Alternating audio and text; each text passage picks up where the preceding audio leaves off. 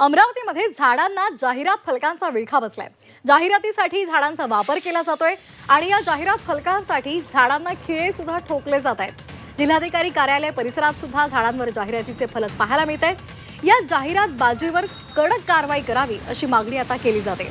अमरावतीमध्ये अनधिकृत जाहिरात करण्यासाठी आता झाडांचा वापर केला जातोय आणि धक्कादायक म्हणजे झाडांना खिळे सुद्धा ठोकले जात आहेत।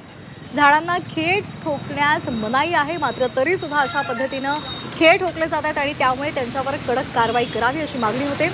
जिल्हाधिकारी कार्यालयासमोर सार्वजनिक झाडावरचा मोठ्या प्रमाणात जाहिरातबाजीसाठी वापर केला जातो आणि त्यामुळे यावर आता वृक्षप्रेमींनी नाराजी व्यक्त केली आहे।